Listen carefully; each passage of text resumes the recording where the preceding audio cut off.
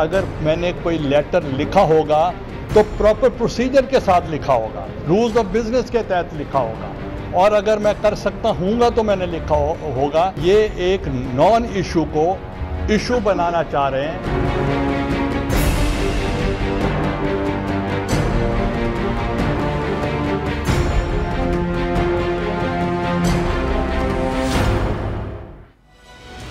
अस्सलामुअलैकुम, आप देख रहे हैं प्रोग्राम नाइट एडिशन और मैं हूं आपकी मेज़बान शाजिया ज़िशान। नाज़रीन, हुसैन हक्कानी के वॉशिंगटन पोस्ट में शाया होने वाले आर्टिकल के बाद पाकिस्तान पीपल्स पार्टी को तो जैसे किसी सांप ने डस लिया हो।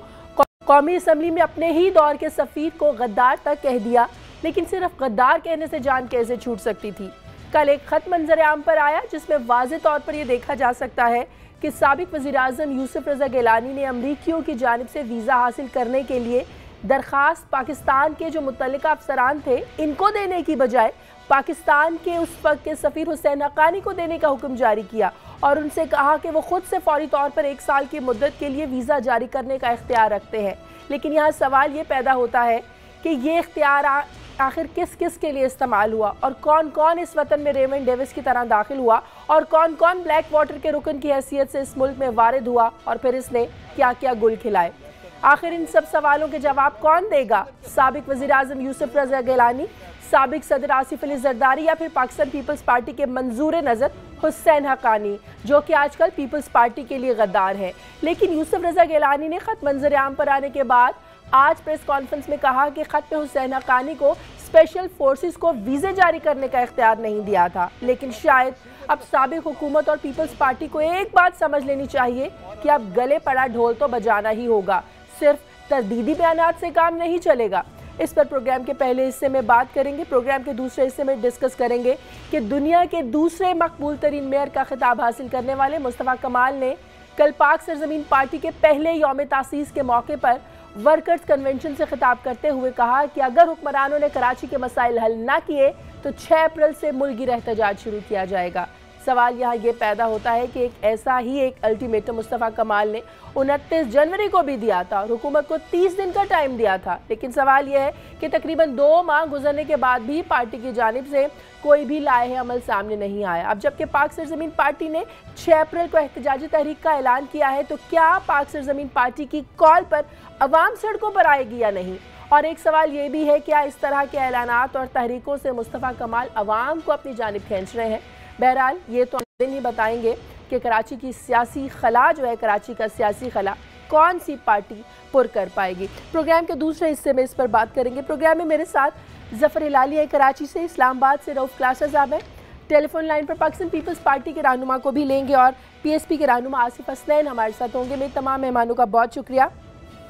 क्लासर साहब, आपसे शुरू करती हूँ। पाकिस्तान पीपल्स पार्टी अब ये कह रही है, जब से हुसैन हक्कानी और वज़ीर-ए-आज़म यूसुफ रज़ा गिलानी का जो मामला सामने आया खतूत का, पीपल्स पार्टी ये कह रही है कि ये सवाल अहम नहीं है कि किस सबब के बायस अमरीकियों को वीज़े जारी किए गए जिन्होंने बिल आखिर उसामा बिन लादेन को निशाना बनाया, बल्कि जवाब तलब सवाल तो ये है कि आलमी सतह पर एक दिहाई तक दहशतगर्दी करने वाला जो उसामा बिन लादेन था, ये कंटोनमेंट एरिया में कैसे इसने रिहाइश इख्तियार की। अब मसला यहाँ पर यह है कि क्या पाकिस्तान पीपल्स पार्टी जो है उसामा बिन लादेन की आड़ लेकर अपनी गलती को छुपाना चाहती है? क्या तरदीदी बयानात से वो बच जाएगी? शाजिया, ये बड़े आपने ये अहम सवालात उठाए हैं, गिलानी साहब ने भी उठाए हैं। मेरा तो ये ख्वाहिश थी कि ये फील्ड ज़्यादा ज़फ़र हिलाली साहब की है, वो उन्होंने बड़ा अर्सा उस डिप्लोमेटिक वर्ल्ड में गुजारा है। हिलाली साहब इस पर मेरा ख्याल है बेहतर रोशनी डालेंगे। वो टेक्निकल इश्यूज़ जो हैं, वीज़े देने के ना देने के, दोस्त मुल्कों को कैसे दिए जाते हैं, एजेंसीज़ के अगर आ रहे हैं उनकी क्या हमारे SOPs होते हैं, वो तो खैर उस पर रोशनी डालेंगे। वो again he is the right man to make a comment. मैं थोड़ा सा कुछ 2-4 और मैं चीज़ों पर बात करना चाहता हूँ। आई होप कि उन चीज़ों को हमारे यहाँ सच को ज़रा ये डाइजेस्ट करना मुश्किल काम तो है, लेकिन मैं कोशिश करूँगा ज़रा डाइल्यूट करके, थोड़ा शुगर कोटेड करके कोई बातें की जाएँ, क्योंकि हम एक तरह की जज्बाती कौम है, सच हमसे बर्दाश्त होते नहीं हैं। जो आज बात की है, मुझे याद है अगर कि इन्होंने जब ये एबटाबाद कमीशन की इंक्वायरी हो रही थी तो उसके बाद ये उस वक्त वीज़ों वाला इशू सामने आया था और बाकायदा एक स्टोरी छपी थी द न्यूज़ में 2010 में मेरा ख्याल है, उसके बाद, जिसमें ये डिस्क्लोज़ किया गया था कि कैबिनेट को बाईपास करके इनको इनको इजाज़त दी कि जो पाकिस्तानी एम्बेसी है वहाँ पे वाशिंगटन में कि आप इनको अमेरिकन को वीज़ा जारी करें। ये स्टोरी पहले आ चुकी है, ये कोई 5-6 साल पुरानी स्टोरी है, इसमें नई बात कोई नहीं है। इसमें बाकायदा पार्लियामेंट में बहस भी हो चुकी है, इस पर बात भी हो चुकी है। और जब ज़्यादा दबाव आया था उस वक्त, और उसी वक्त अपोजिशन ने आके मसला उठाया था कि जी आप दुबई से वीज़े दे रहे हैं, आप वहाँ से अमेरिका से वीज़े दे रहे हैं, आप उनको अमेरिकन CIA को वीज़े दे रहे हैं, प्रोसेस पूरा नहीं किया जा रहा है। ये सारी डिबेट जो है ये डॉक्यूमेंटेड है और ये कौमी असम्बली के उसके रिकॉर्ड में मौजूद है। और मुझे गिलानी साहब की एक तकरीर याद है, अगर आपके प्रोड्यूसर साहब मुझे याद नहीं रहा, नहीं तो मैं उनको गाइड करता कि वो उनका क्लिप भी निकालते कौमी असम्बली से। उनका बड़ा मशहूर ज़माना फ़िक्रा था। उन्होंने कहा था कि हमने एबटाबाद कमीशन बनाया और आपसे ये पूछने के लिए, आपसे मुराद उनकी मिलिट्री एस्टेब्लिशमेंट थी, जो इंटेलिजेंस हमारी उस वक्त की थी, कि आपसे पूछने के लिए कि उसामा बिन लादेन जो है वो यहाँ एबटाबाद कैसे पहुंचा। बिल्कुल, हमने कमीशन इस पे बनाया था, ये गिलानी साहब के अल्फाज थे। आपने उल्टा हमारे पे केस बना दिया कि आप ये बताएं कि जनाब कि आपने अमेरिकन को वीज़े कैसे दिए। तो गिलानी साहब का ये उनके एग्जैक्ट वर्ड थे कि ये बताएं उसामा बिन लादेन जो आया था वो पाकिस्तान में कोई वीज़ा लेके आया था।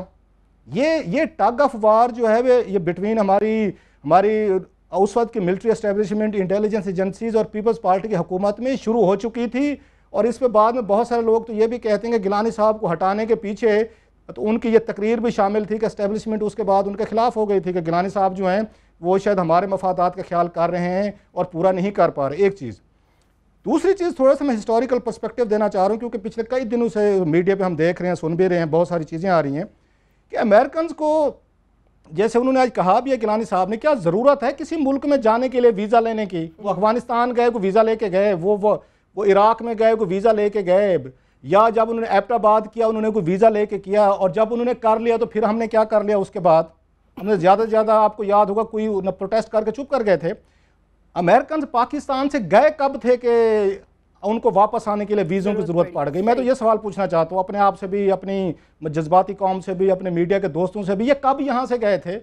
आपको याद होगा जनरल अयूब साहब के दौर में सबसे पहले हमने हवाई इनको अड्डे दिए थे, और हमारी बहादुरी देखें, जुर्रत देखें, हमने यहाँ पे अमेरिकन को CIA को अड्डे दिए थे जनरल अयूब साहब ने, कि और उनको पेशावर में दिया गया था अड्डा कि आप रशियंस के खिलाफ उनकी जसूसी करें, और उसमें चिटागांग में हमने उनको हवाई अड्डा दिया, तो एक बेसिस दिया उसको CIA कि आप लोग वहाँ पे चाइना के खिलाफ तिब्बत में दिया गया, इसकी पता कीकात कराई जाए। जो बात आप कर रहे हैं ये आज पीपल्स पार्टी भी, मैं आता हूँ थोड़ा सा इस पे, मैं थोड़ा सा पर्सपेक्टिव दे लूँ, ये बड़ा अहम इशू है कि उन्होंने उसके बाद वहाँ पे चिटागांग में CIA को अड्डा दिया इन्होंने जनरल अयूब ने कि आप वहाँ तिब्बत में जो बागी थे चीन के खिलाफ उनको असला दें। ये चीज़ें रिकॉर्ड पे आ चुकी हैं। या उसके बाद जनरल जिया साहब के दौर में तो CIA बैठी यहीं पे रही है 10 साल। हमने तो इसराइल से खोते तक मंगवाए थे जो मदद करते थे असला या ट्रांसपोर्टेशन में, CIA तो रही यहीं पे 10 साल।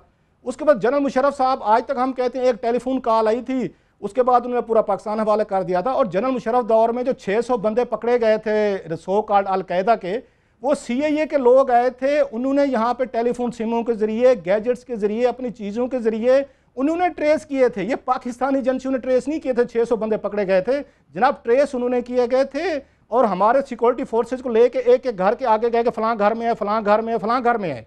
तो मैं थोड़ा सा हैरान हो रहा हूँ कि कहते हैं अमेरिकन को वीज़े दियो पाकिस्तान आ गए। भाई यहाँ से गए कब थे अमेरिकन? आपके 30 साल में 3 मिलिट्री रूलर रहे हैं, उनके दौर में रहे। इनकी औकात थी गिलानी साहब की, जरदारी साहब की, कि अमेरिकन जिनको कह रहे हैं कि आपने वीज़े देने, ये कहते हैं हमने आके नहीं देते। और मुझे फॉरेन ऑफिस में एक बड़े अच्छे सोर्स ने बताया था, अमेरिकन ने थ्रेट किया था इनको, इस पर हिलाली साहब इस पर बेहतर ये रोशनी डालेंगे कि अमेरिकन ने थ्रेट किया था कि अगर आपने वीज़े का प्रोसेस आपने तेज़ ना किया तो पाकिस्तान को जो कैरी लूगर बिल के तहत या मिलिट्री एड जो आपको मिल रही है ये बंद कर दी जाएगी। सो ऑप्शन क्या थे? या अपनी एड बंद करवाते, फौजी एड, सिविलियन एड, या वीज़ा जारी करते। इतने भी हम ताकतवर नहीं हुए जितना हमने समझ लिया है कि हम चाहते तो अमेरिकन के सामने खड़े हो सकते थे। अमेरिकन के सामने तो वहाँ पे मर्कल नहीं खड़ी हुई, जर्मनी, उन्होंने टेलीफोन हैकिंग करके मर्कल के टेलीफोन हैक किए, उन्होंने फ्रांस के किए, उन्होंने ब्रिटेन के साथ जो हशर किया। चाइना को आपको याद होगा एक जहाज़ वहाँ जसूसी करते अमेरिका का पकड़ा गया था और चाइना ने वापस किया था। अमेरिका ये दुनिया के हर मुल्क का हमसाया है, हमें उसके साथ एडजस्ट करना पड़ेगा, कन्फ्रंट्रेशन करके मेरा नहीं ख्याल सही हम इतने ताकतवर लोग हैं कि अमेरिका से ब्रेक लेनी है। हिलाली साहब आपका भी कमेंट लेती हूँ। नाज़रीन प्रोग्राम में वापस आते एक छोटे से वक्फे के बाद हमारे साथ।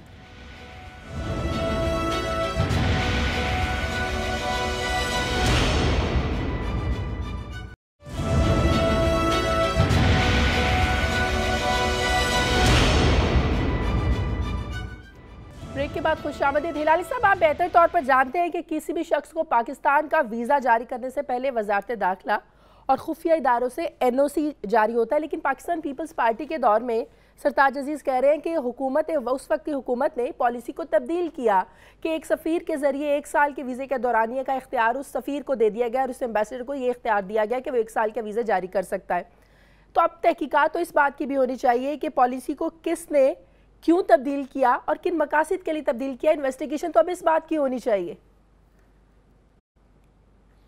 देखिए शाजिया, जब ऑफिशियल अमेरिकन ऑफिशियल्स वीज़ा चाहते हैं पाकिस्तान के लिए, तो अमेरिकन एम्बेसी का प्रोसीजर ये है कि उसको वेट किया जाता है पाकिस्तान में और वाशिंगटन में। वाशिंगटन में वो जो लोग वेट करते हैं वो हैं डिफेंस अटैशे का दफ्तर, वो डिफेंस अटैशे खुद, और दूसरा होता है काउंसलर होता है इंटेलिजेंस ब्यूरो का, वो भी उधर है। तो ये 2 लोग उधर से वेट करते हैं, पाकिस्तान में देखा जाता है, फैसला होता है कि इसको दिया जाए और कितने मुद्दत के लिए दिया जाए। मगर जैसे क्लासरा साहब ने आपको बताया, ये सब प्रोसीजर एक्सेलरेट इसलिए हो गया कि अमेरिकन जो हैं वो कहते रहे आपको कि भाई अल-कायदा का टॉप लीडरशिप पाकिस्तान में है, ओसामा बिन लादेन, अल-जवारी, ये वो, और वो मिल नहीं रहे हैं हमें। क्यों नहीं मिल रहे हैं? आप लोग इंफॉर्मेशन नहीं हासिल कर सकते हैं और जो हमारे एजेंट्स उस वक्त उधर हैं वो भी नहीं कर सकते। हम ज्यादा लोग भेजना चाहते हैं। तो हक्कानी को जाके उन्होंने कहा हम ज्यादा लोग भेजना चाहते हैं। हक्कानी ने रिफर किया होगा, उन्होंने जवाब नहीं दिया। उन्होंने कहा कि अगर तुम नहीं इनको आने दें तो फिर ये जो हमारा कोऑपरेशन है और खास तौर हम जो मदद देते हैं आपको, हम इसको रोक देंगे। तो फिर जल्दी ने उन्होंने सोचा और उन्होंने फैसला ये किया कि भाई ये जो हम डायलेटरी टैक्सेस माने देर नहीं होने देंगे। डिफेंस अटैशे, काउंसलर, एम्बेसडर और उधर जो हमारा ऑर्गेनाइजेशन है वो ही डिसाइड करेगा कि इनको वीजा देना है। इस तरीके से वो वीजा देने लगे और हक्कानी बिल्कुल सही करता है, कह रहा है कि हर वीजे पे उन लोगों का अप्रूवल है। बल्कि एक आदमी जो उधर काम कर रहा था इस पोजीशन में, वो आज कोर कमांडर है। तो देखिए हर चीज सही गया होगा ना। रहमान मलिक इस सारे मामले से बिल्कुल ताल्लुकी जाहिर कर रहे हैं, जबकि वजारत दाखिला के तो इसमें बड़ा इंपॉर्टेंट रहमान मलिक वाशिंगटन में उसका ज्यादा, आईबी के रहमान मलिक हेड नहीं है, आईबी का हेड इधर है। इंडिपेंडेंट, अमूमन आईबी इंडिपेंडेंट होता है, वो डायरेक्टली प्राइम मिनिस्टर को रिपोर्ट करता है। मगर समझे अगर एक पावरफुल इंटीरियर मिनिस्टर हो तो आईबी उनको भी रिपोर्ट करता है। मगर रहमान मलिक फीचर्स जब दुबई से इन लोग आने लगे और वो उधर एक जुनेजो साहब थे, वो भी एक पिपलिया के एक वो थे, जियाले थे जिनको जरदारी साहब ने पोस्ट किया। मगर even he knew nothing all the time. ये हैंडल्ड हो रहा था हमारे इंटेलिजेंस से। तो शुरू में मैंने कहा यार ये हक्कानी बिल्कुल सच कह रहा है, इसको गद्दार और इसको जासूस जो आप कह रहे हैं ये गलत है। ये आदमी के पास कोई पावर्स नहीं है। ये सवाल ही नहीं होता कि एक भी वीजा इश्यू हो एम्बेसी में जब तक कम से कम 4 लोगों को नहीं पता। अब 2000 वीजा इश्यू हुए हैं और अब कह रहे हैं लोगों को नहीं पता। This is wrong. हक्कानी हंस रहा है। उसने, आपको मैं बताऊं, उसके पास पूरा एविडेंस है। शाजिया वो देख रहा है कि किस किस्म की गालियां पड़ रहे हैं उस पे, वो देख रहा है how what fools people are making of themselves. इसलिए जिलानी साहब ने बिल्कुल सही कहा। उन्होंने कहा कि भाई ये प्रोसीजर एक था, हमने कंसल्ट करके सबके साथ, आखिर स्टॉपिंग ऑफ एड कैरी लूगा को बंद करना कोई छोटी बात नहीं है। इनको कंसल्ट करके हमने फैसला किया। तो हक्कानी कैसे गद्दार बन गया? पाकिस्तान पीपल्स पार्टी के रहनुमा साबिक गवर्नर पंजाब लतीफ खोसा इस वक्त हमारे साथ टेलीफोन लाइन पर मौजूद है। बहुत शुक्रिया लतीफ खोसा साहब। लतीफ खोसा साहब, पाकिस्तान पीपल्स पार्टी अब कह रही है सारे मामले के मंजर-ए-आम पर आने के बाद में कि मीडिया में वज़ीर-ए-आज़म के खत को उछालने के पीछे सियासी महरकात हैं, जिसका मकसद जो है असल मसाइल से तवज्जो हटाना है। आप बता सकते हैं कि पीपल्स पार्टी के नज़दीक ऐसे कौन से वो सियासी महरकात हैं, सियासी मकासद हैं जो ये साजिश कर रहे हैं, क्यों साजिश कर रहे हैं, कौन लोग हैं इसके पीछे? देखिए, इसमें कोई ज्यादा मेरे ख्याल में स्पेकुलेशन की जरूरत मेरा तो नहीं ख्याल कोई है। जाहिर है कि पानामा लीक का जो है फैसला आया चाहता है और पाकिस्तान पीपल्स पार्टी इस वक्त अदरवाइज भी फ्रंट फुट पर हुकूमत के खिलाफ पूरी तरह आई है। अपना चेयरमैन बिलावल भुट्टो के अलावा मोहतरम प्रेसिडेंट साहब का सदर आसिफ अली जरदारी साहब ने भी जो पिछले दिनों में जितने बयानात दिए, और अब लाहौर में अगर तो आप लोगों के कहने का मकसद ये है कि पनामा लीक से तवज्जो हटाने के लिए सब कुछ किया गया, तो पनामा का तो फैसला हो चुका, वो तो अब सिर्फ मंजर आम पर आना है, तो पनामा से तवज्जो हटाना ये कैसे आप लोग इसको लिंक कर सकते हैं? या तो पनामा से तवज्जो कौन कहता है हटा रहा है? देखिए, इसको डिफ्यूज करने के लिए और सारी चीजों को कंफ्यूजन में डालने के लिए और ये कहने के लिए कि बाकी तो सारे लोग जो है वो सिक्योरिटी रिस्क है और जाने क्या क्या है, और एक नवाज शरीफ ऐसा है जो पाकिस्तान की तरक्की का भी ज़ामिन है, पाकिस्तान उसी के दौर में जो है उसके अलावा कोई शायद है ही नहीं पाकिस्तान में जो पाकिस्तान के मसाइल को वो आगे लेकर जा सके, और एक ही लीडर रह गया और फलान है, ताकि ये प्रेशराइज किया जाए कि वो फैसला जो है वो लेकिन ये तो हकीकत है ना, वीज़े आप लोगों के दौरे हुकूमत में जारी हुए। एक सेकंड देखिएगा, मोहतरम नवाज शरीफ साहब की जरा साइकी देखिएगा, शुरू से ही जब भी उन पर ऐसी बात आती है तो वो हमेशा करते हैं। वो जब सजाद अली शाह ने उन्हें तलब किया था तो उन्होंने सुप्रीम कोर्ट की ईंट से ऐसी चमक की रीत डाली थी जिसके असरात आज तक चलते हैं, अनफॉर्चुनेटली है। वो हर हरबा इस्तेमाल करते हैं जिससे जब उन पर कोई प्रेशर आता है, और ये भी उसी का अगर आप तनाजर में देखें तो कोई बिल्कुल पूछे क्लासेस पूछे, बिल्कुल पूछे। खोसा साहब मेरे भाई है, मेरे दोस्त है, मेरा इनके साथ बड़ा प्यार मोहब्बत चलता रहता है। खोसा साहब आपने सारा मलबा भी डाल दिया है, आपने सारा मलबा डाल दिया है हुकूमत पे। नवाज शरीफ हुकूमत जो है वो तवज्जो हटाने के लिए उन्होंने वीज़ों का मसला खड़ा किया है। आपके अपोजिशन लीडर है, मेरा ख्याल आप उनका नाम जानते होंगे, मेमोरी लैप्स अगर ना हो, खुर्शीद शाह साहब। तो ये पहले दिन तो खुर्शीद शाह साहब ने खड़े होकर इसको मसला बना दिया था, जिस वक्त उन्होंने तकरीर फरमाई कि हुसैन हक्कानी या गद्दार है। ये गद्दार का टाइटल तो आपने अपने सफ़ीर को खुद दिया, और उसके बाद खुर्शीद शाह साहब फरमाते हैं जनाब एक पार्लियामानी कमेटी बनाई जाए, कमीशन बनाया जाए जो उस गद्दार को तलब करे और बैठ के फैसला करे।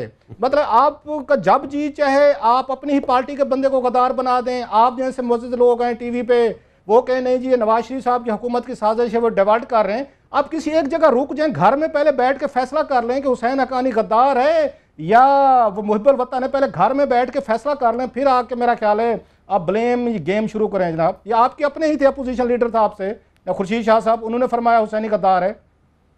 देखिए क्लासर साहब, मुझे नहीं समझ आई ये सवाल है या आपका एक स्टेटमेंट आपने दिया है। देखिए अगर आप सवाल है इसका जवाब दे दें कि आपने खुर्शीद शाह ने हुसैन हक्कानी को गद्दार करार दिया कौमी असम्बली की वहां तकरीर में। आप समझते हैं हुसैन हक्कानी गद्दार है?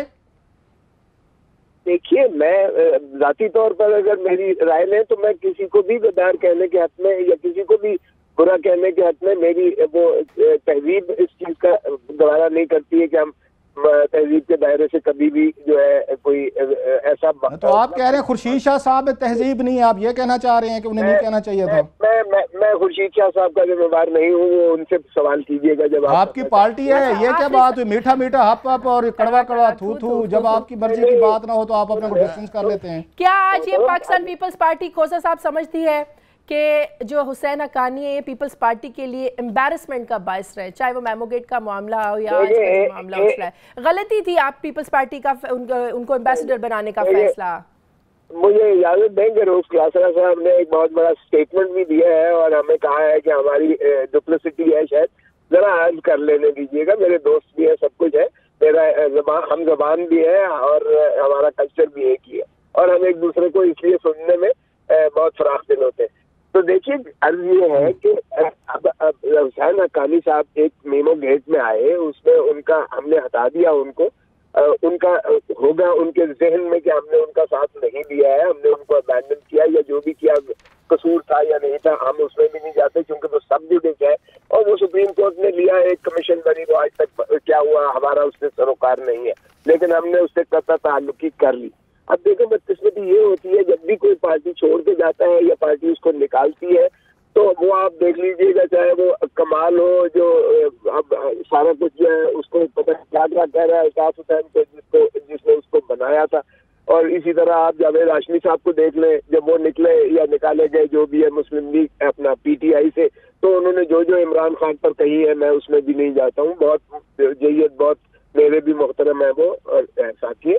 तो ये जब इस तरह से होता है तो जाने क्या क्या कुछ कहते हैं और क्या कुछ। अरे बाबा, इतने अरसे बाद अब आपको याद आया कि ये भी इसने कहा तो, और खत में क्या लिखा है उसमें जो प्राइम मिनिस्टर ने लिखा है वो थ्रू दी फॉरेन ऑफिस गया है और वो कोई सीक्रेट लेटर नहीं था, माफ कीजिएगा। उसमें है क्या उसमें, और आपको पता है अमेरिकन एजेंसी या अमेरिकन एम्बेसी या कोई भी बड़ी एम्बेसी है उसमें एजेंसीज के बंदे होते हैं। उसका मतलब ये नहीं है कि आप सब कुछ बाईपास करके आप पासपोर्ट इशू करते जाएंगे।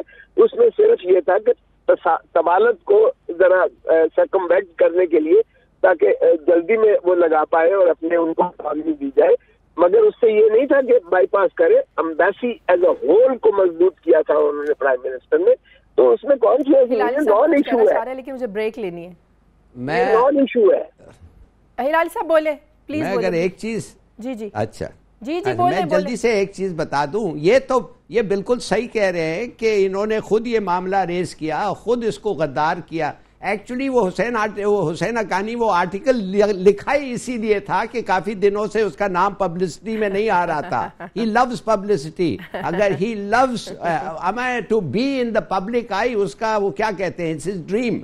मगर मैं आपको बता रहा हूं ये छिड़का भी तेल इसके ऊपर सरताज अजीज साहब बड़ी चालाकी से कोई उनका जिक्र कर नहीं रहा है। मगर मैं आपको बताऊं आस्ते से उन्होंने स्टेटमेंट दे दी कि हमें पता नहीं भाई क्यों ये प्रोसीजर को एक्सपेडाइट किया। हम तो इंप्रेशन के पता नहीं कोई फेवर करने वाले थे, ये जो लोग आ रहे थे क्या उनको ये जानते, विद दैट इंप्रेशन तो सब लोगों ने कहा हाँ जासूस आ रहा था और आपने एक्सपेडाइट कर दिया, लिहाजा आपका कुछ मिलावट इसके साथ सम अनहोली डीलिंग हो रही होगी। मुझे ब्रेक लेनी है। लतीफ खोसा साहब बहुत शुक्रिया। मुझे प्रोग्राम में ब्रेक लेनी है। ब्रेक के बाद जब वापस आएंगे तो अपने अगले टॉपिक की जानिब बढ़ेंगे और बात करेंगे कि क्या मुस्तफ़ा कमाल जो है वो हुक्मरानों के खिलाफ आवाम को सड़कों पर लाने के काबिल हो जाएंगे, इसमें कामयाब हो जाएंगे। एक छोटे से वक्फे के बाद।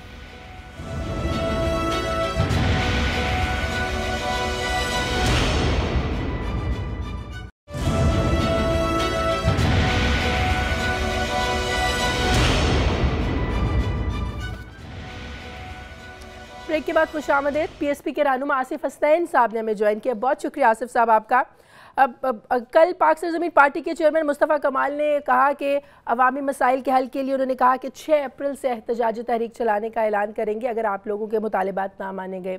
इस एहतजाजी तहरीक का ज़ाहिर 6 अप्रैल को ज़्यादा दूर नहीं है, कोई लाएअमल तो तैयार किया होगा। किस नौयत का आपका ये तहरीक का जो ऐलान है कि किस तरह की तहरीक होगी? एहतजाजी धरना होगा, सड़कें ब्लॉक करेंगे, किस किस्म का आपका ये एहतजाज होगा?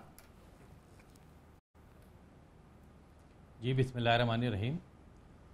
देखें, पहली चीज़ तो ये है कि तमाम जो 4 प्रोविंस है उसमें सिंध वो प्रोविंस है जहाँ पर न सिर्फ ये कि बहुत ज़्यादा मसाइल रहे हैं और आज भी हैं, बल्कि बैड गवर्नेंस और दीगर जो इश्यूज़ हैं वो सबसे ज़्यादा रहे हैं। आज भी अगर किसी सूबे पे बहुत ज़्यादा क्रिटिसाइज़ होता है तो वो सिंध है। उसकी वजह ये है कि गुज़िश्ता जो 8 साल गुज़रे हैं उसमें सूबा सिंध में जो है न सिर्फ ये कि लोकल गवर्नमेंट की सतह पे बल्कि दीगर तमाम जगहों पे वो काम हो नहीं सके और उसकी वजह से मसाइल जो है बहुत ज़्यादा बढ़ते चले गए। आज यही सूरत हाल है कि सूबा सिंध में जो मसलियात और मसालियात के नाम पर जो पॉलिटिक्स हो रही थी उसने बहुत ज़्यादा नुकसान पहुँचाया और ख़ास तौर पे लोकल गवर्नमेंट बुनियादी जो इश्यूज़ हैं लोगों के उन इश्यूज़ को हल नहीं किया गया। पानी का निज़ाम, सेवरेज जैसे निज़ाम जो लोकल गवर्नमेंट से रिलेट करते हैं उन पे तवज्जो नहीं दी गई, उनको हल नहीं किया गया।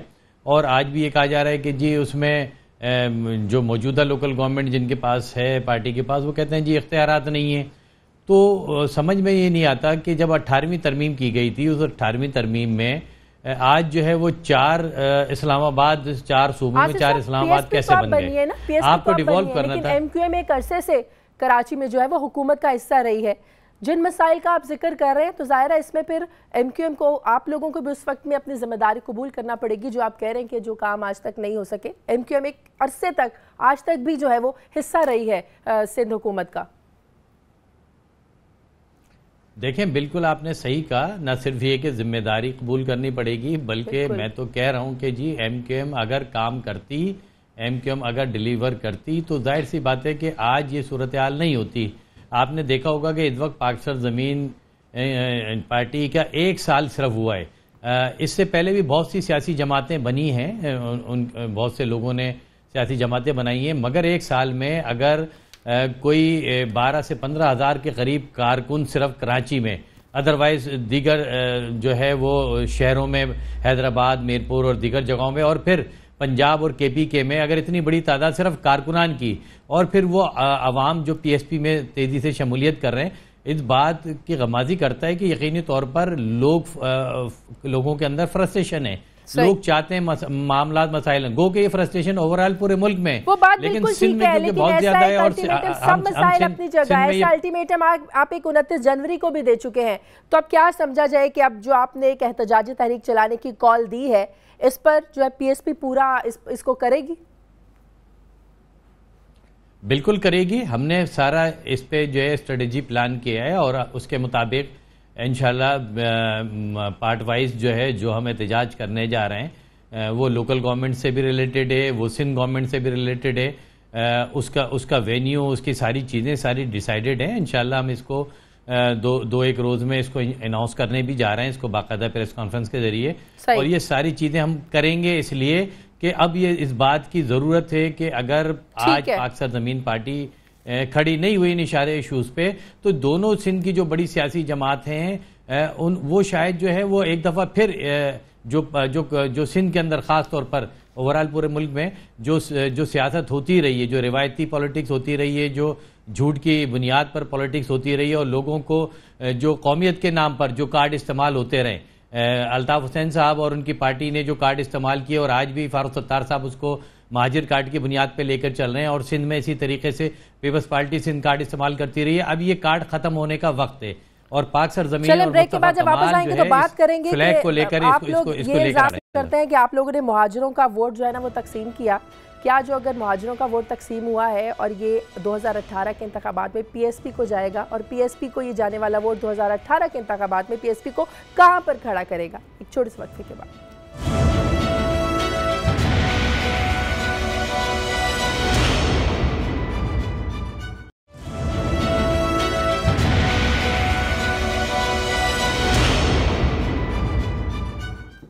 ब्रेक के बाद खुशामदीद। क्लासेस साहब, पीएसपी को बने भी सिर्फ 1 साल हुआ है और मुस्तफ़ा कमाल साहब ये दावा कर रहे हैं कि आइंदा इंतखाबात पे जो सिंध का वज़ीर आला है वो इनकी जमात से होगा। मैं तो सिर्फ इस बात पे कमेंट लेना चाहती हूँ कि आखिर किस बेस पर, किस बुनियाद पर इतना बड़ा दावा कर रही है पीएसपी? मेरी मैं फिर कहूँगा कि मैं आ रही हूँ, मैं क्लास साहब से कमेंट ले लूँ। कमाल साहब पार्टी के जी जी जी जी जी प्लीज क्लासेस साहब आप बोलिए। मैं कह रहा था मेरी बड़ी बेस्ड ओपिनियन है इन फेवर ऑफ मुस्तफ़ा कमाल साहब पार्टी, क्योंकि हम ही एंकर थे, जर्नलिस्ट थे, दानश्वर थे जो बैठ के एमक्यूएम पे तनकीद करते थे, इनकी बुराइयां बयान करते थे और साथ में ताने देते थे कि इनमें से किसी का भी ज़मीर नहीं है, इतनी यहाँ पे नज़ातियाँ होती हैं, गलत चीज़ें हो रही हैं, कोई एक बंदा भी नहीं है एमक्यूएम में कि जो खड़ा हो और उनको अपनी पार्टी को कह सके जो आप गलत कह रहे हैं। अगर कुछ लोगों ने हिम्मत की है, हौसला दिखाया, या स्टूडियो में बैठ के इन पर ताने मारना, इन पर गुफ्तगू करना बड़ा आसान काम है। कराची में इतने मुश्किल हालात में एक इतनी बड़ी पार्टी जिसका एक अपना पास्ट है, रिकॉर्ड है, वहाँ पे उन्होंने जो कुछ किया सबके सामने है, उनके सामने खड़ा होना, एक स्टैंड लेना, एक स्टांस रखना, मेरा ख्याल ये बहुत बड़ी बात है। ये इनको 2 सीटें मिलें, इनको 1 सीट ना मिले, ये वहाँ पे 50 सीटें जीत जाएं, मेरे लिए मैटर नहीं करता। मेरे लिए मैटर करता है कि चंद लोगों ने ये फैसला किया कि उर्दू स्पीकिंग कम्युनिटी का जो नाम वहाँ पे ख़राब हो रहा है, भत्ते के साथ, तशद्दुद के साथ, बच्चे बेचारे मारे जा रहे हैं, इनकी नस्लें ख़राब हो रही हैं, इनके साथ ज़्यादतियाँ हो रही हैं, उनको वो नेशनल धारे में लाने की कोशिश कर रहे हैं। और बाकी ये आसिफ साहब ठीक कह रहे थे, इन्होंने कोई महाजर कार्ड नहीं खेला, अब तक 1 साल हो गया है, इन्होंने कोई ऐसी बात नहीं की। और मेरा ख्याल है आने वाले दिनों में ये पार्टी मजीद पॉपुलर भी होगी, इवन इसको पंजाब में भी इसको रिसेप्शन मिलनी चाहिए और मिलेगी, और सिंध में भी शायद ये अल्टरनेट लीडरशिप के तौर पर सामने है। ठीक है, हिलाली साहब। मेरे ख्याल में जी इनके बड़ा अच्छा इनका प्रोग्रेस हो रहा है। मैं पता कर रहा था आज, तो पता चला बहुत सारे लोग इनको ज्वाइन कर रहे हैं, ख़ास तौर वो लोग जो एमक्यूएम में थे, पास्ट एमक्यूएम के जो वर्कर्स थे, उनकी पार्टी ज्वाइन कर रहे हैं।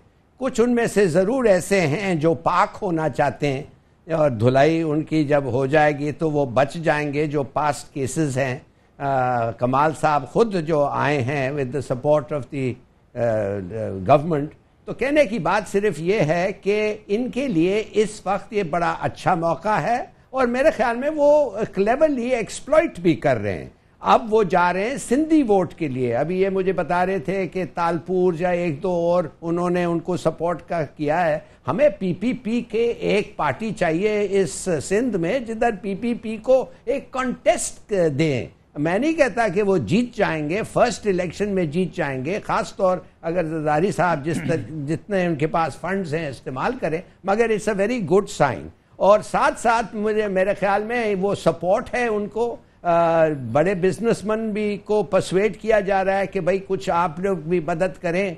और महाजिरों का वोट बड़ी अहमियत का हामिल है। मुझे जो महाजिरों का वोट तकसीम हुआ, आपको लगता है इसका फायदा पीएसपी को होगा?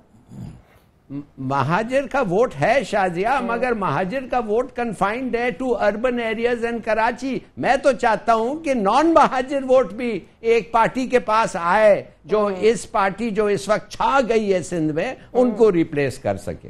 सही, आसिफ साहब कुछ कह रहे थे आप?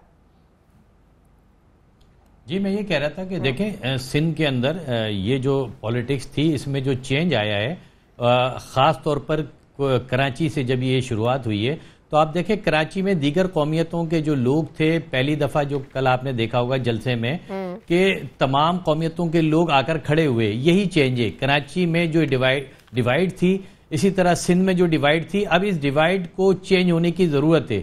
मुस्तफ़ा कमाल ने यही सारी बातें की हैं। और जो आपने कहा कि वोट तकसीम नहीं हो रहा है, वोट फारिग होने जा रहा है। जो महाजिर नाम पर सियासत कर रहे थे या करना चाहते हैं, आज भी महाजिर शऊर रखने वाले लोग हैं, पढ़े लिखे लोग हैं, अब वो समझ चुके हैं कि जी इस तकसीम से हमने गेन नहीं किया, हमने लूज किया है। लिहाजा महाजिर ये फारिग होने जा रहा है कराची और सिंध के शहरी इलाकों के साथ साथ सिंध के देही इलाकों का, इसलिए कि देही इलाकों के लोगों के पास ऑप्शन नहीं था।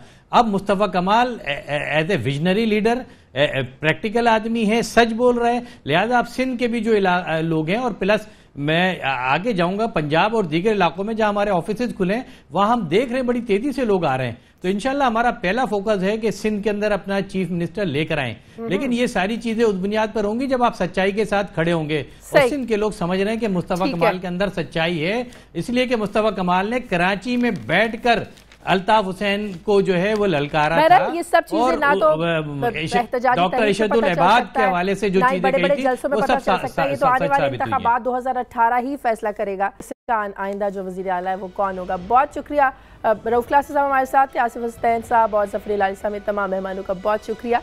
नाज़रीन, प्रोग्राम का वक्त खत्म हो गया। नाइट एडिशन से शाज़िया ज़ीशान को इजाज़त दीजिए। आपसे मुलाकात होगी कल। अल्लाह हाफ़िज़।